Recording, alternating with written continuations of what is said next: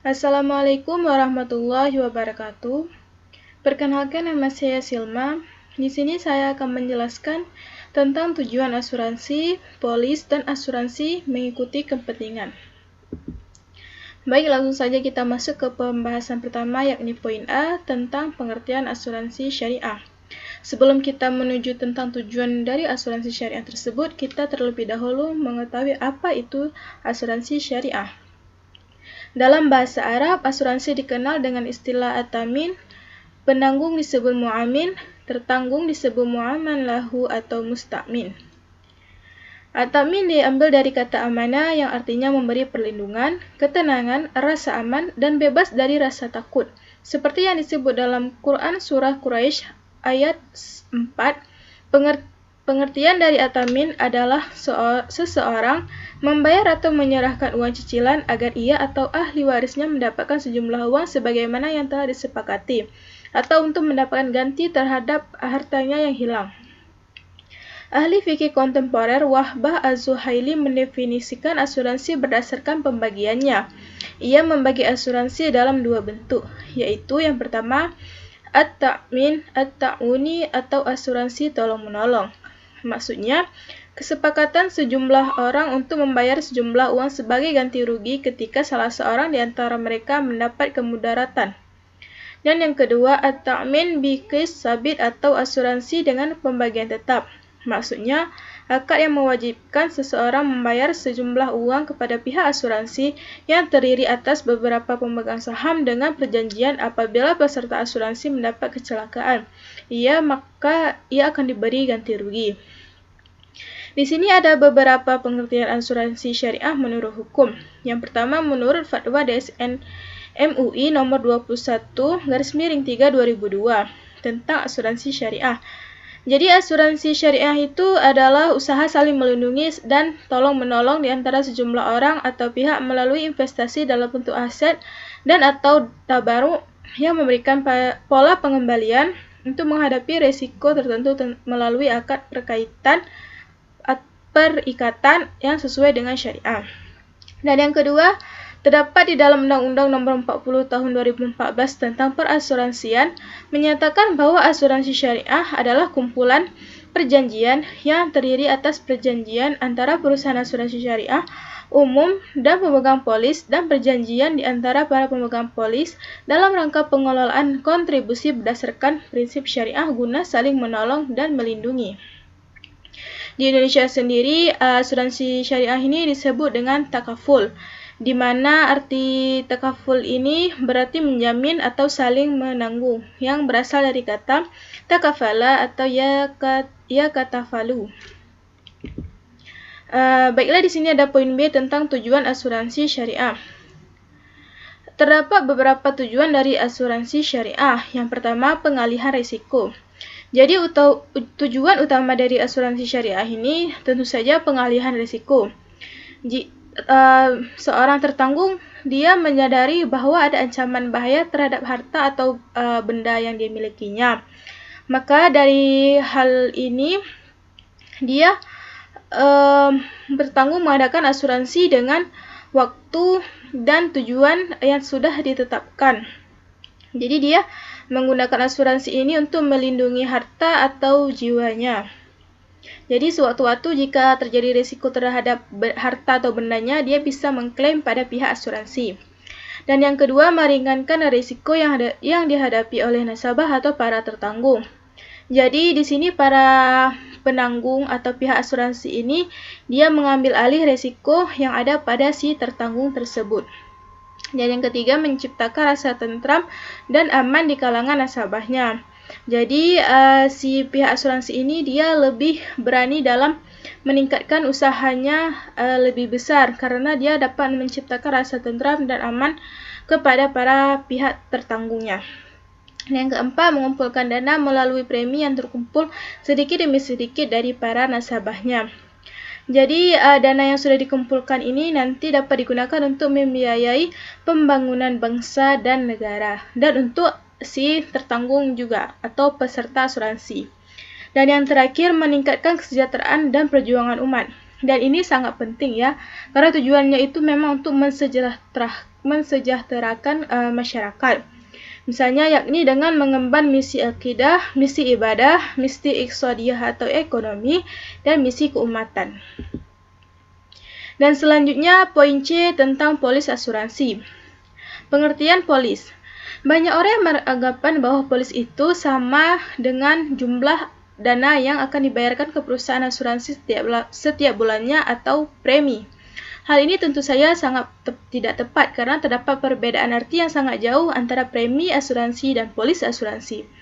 Polis asuransi itu merupakan sebuah bukti perjanjian tertulis yang dilakukan oleh pihak perusahaan asuransi atau penanggungnya dengan nasabah pengguna layanan asuransi atau tertanggung, yang isinya menjelaskan segala hak dan kewajiban antara kedua belah pihak tersebut. Sedangkan premi yang seperti dibilang tadi, dia adalah sejumlah dana yang dibayarkan ke perusahaan asuransi yang dilakukan setiap bulannya. Dan di sini tujuan dari polis asuransi yang utama ialah menjadi bukti tertulis yang sah dalam perjanjian yang dilakukan oleh pihak penanggung dan pihak tertanggung. Dengan adanya polis ini, maka kedua belah pihak yang melakukan perjanjian asuransi tersebut akan terikat dan memiliki masing-masing tanggung jawab sebagaimana yang telah disepakati sejak awal. Polis asuransi merupakan hal yang sangat penting di dalam layanan asuransi itu sendiri, karena polis akan melindungi setiap hak dan kewajiban nasabah dan pihak perusahaan asuransi. Dan di sini ada fungsi polis asuransi. Mengingat pentingnya polis asuransi, maka sudah sewajarnya kita harus memahami keseluruhan isi dari polis asuransi yang kita miliki. Hal ini akan menghindarkan dari sejumlah kerugian yang bisa saja muncul di hari yang akan datang akibat kurangnya pemahaman kita terhadap semua detail yang tertulis dalam polis asuransi yang digunakan. Di sini bagi kedua belah pihak antara tertanggung dan penanggung, polis asuransi memiliki fungsi masing-masing. Yakni yang pertama, fungsi polis bagi nasabah pengguna asuransi atau yang biasa disebut dengan tertanggung. Yang pertama fungsinya yaitu menjadi alat bukti tertulis atas jaminan penanggungan atas berbagai risiko dan penggantian kerugian yang mungkin terjadi pada tertanggung. Jadi misalnya si tertanggung ini mengalami kerugian, maka alat bukti yang atau disebut dengan polis ini sudah ada mencakup tentang klaim pembayaran yang dapat dilakukan oleh pihak asuransi. Dan yang kedua menjadi bukti pembayaran premi yang diberikan kepada pihak perusahaan asuransi selaku penanggung. Jadi klaim yang sudah diberikan kepada pihak tertanggung ini nanti diberikan buktinya yaitu dengan polis ini. Jadi fungsi polis ini sangat penting dalam asuransi. Dan selanjutnya yang terakhir menjadi bukti otentik untuk menuntut penanggung. Jadi misalnya sewaktu-waktu si penanggung atau pihak asuransi ini lalai dan tidak memenuhi jaminan yang menjadi tanggungannya, maka dia dapat dituntut ke pihak yang berwajib. Dan di sini fungsi polis bagi perusahaan asuransi atau penanggung. Yang pertama, menjadi alat bukti atau tanda terima premi asuransi yang dibayarkan oleh pihak tertanggung. Dan yang kedua, menjadi bukti tertulis atas jaminan yang diberikannya kepada tertanggung untuk membayar ganti rugi yang mungkin diderita oleh tertanggung. Jadi misalnya si tertanggung atau pihak peserta asuransi itu dia menderita sesuatu dan ingin mengklaim pembayaran. Jadi ada bukti dari si penanggung tersebut. Dan yang ketiga menjadi bukti paling otentik untuk menolak tuntutan ganti rugi atau klaim yang diajukan oleh tertanggung. Jadi misalnya penyebab kerugiannya itu tidak memenuhi syarat polis atau bisa disebabkan orang lain. Jadi polis ini bisa menjadi bukti bahwa klaim atau kecelakaan yang terjadi itu bukan dari kelalaian dari pihak perusahaan asuransi. Dan yang poin D di sini ada asuransi mengikuti kepentingan. Jadi maksudnya mengikuti kepentingan ini adalah apabila benda asuransi berpindah kepada pihak lain, misalnya karena dijual, maka asuransi mengikuti kepentingan yang melekat pada benda asuransi itu. Segala hak dan kewajiban tertanggung lama berpindah kepada tertanggung baru, kecuali diperjanjikan sebaliknya antara tertanggung lama dan penanggung. Ini sesuai dengan pasal 263 ayat 1 KUHD. Akan tetapi jika pembeli atau pemilik baru benda asuransi tersebut menolak untuk mengoper asuransinya, sedangkan tertanggung lama masih mempunyai kepentingan terhadap benda yang diasuransikan, maka asuransi itu tetap berjalan untuk kepentingan tertanggung lama. Jadi misalnya si tertanggung baru tidak mau lagi mengikuti asuransinya, tapi itu tetap boleh untuk tertanggung lama dalam menyikapi benda asuransi yang dia pakai terlebih dahulu, dan ini sesuai dengan pasal 263 ayat 2 KUHD. Jadi jika tertanggung lama sudah tidak berkepentingan lagi, maka pemilik baru harus memberitahukan kepada penanggung untuk menghentikan asuransi itu sesuai dengan benda asuransi itu yang dipakai oleh tertanggung baru atau tidak.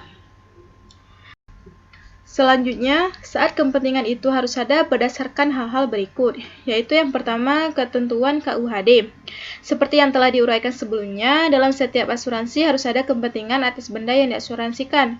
Menurut ketentuan pasal 250 KUHD, kepentingan harus sudah ada pada saat diadakan asuransi.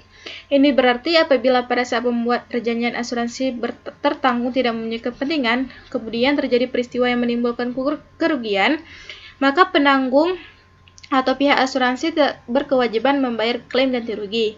Seperti contoh misalnya pengasuransian mobil bukan miliknya. Jadi misalnya si tertanggung ini dia mengasuransikan mobil milik seseorang. Jika terjadi kecelakaan, pihak asuransi tidak akan membayar klaim ganti rugi kepada si A. Jadi si pihak asuransi ini tidak akan membayar karena bukan milik si A, jadi milik si B. Jadi di sini tidak ada terjadinya klaim ganti rugi karena dia tidak punya kepentingan, karena kepentingan di sini seperti bukan mobil milik si A tersebut. Dan yang kedua, pendapat para penulis hukum. Ada beberapa pendapat dari ahli hukum, yaitu menurut Dorhout Meis, kepentingan itu harus sudah ada pada saat terjadi kerugian. Jadi menurut dia, kepentingan itu sudah ada waktu terjadinya kecelakaan tersebut, maka bisa diajukan klaim pembayaran. Dan yang kedua, Volmar juga mengatakan bahwa kepentingan itu harus sudah ada pada saat terjadi peristiwa, sehingga tertanggung berhak mengklaim ganti kerugian. Jadi menurut kedua penulis ini, kepentingan itu tidak perlu harus ada pada saat awal perjanjian asuransi tersebut. Tetapi pada saat peristiwa yang sudah terjadi itu menimbulkan kerugian, maka saat itulah muncul kepentingan guna menentukan ada atau tidaknya ganti kerugian. Hal ini dapat dimaklumi karena pada hakikatnya asuransi itu baru mempunyai arti bagi tertanggung justru pada saat terjadi peristiwa yang mengakibatkan kerugian tersebut. Baiklah, sekian presentasi dari saya. Mohon maaf bila ada kekurangan, lebih dan kurang. Saya mohon maaf sebesar-besarnya. Wabillahi taufiq wal hidayah. Wassalamualaikum warahmatullahi wabarakatuh.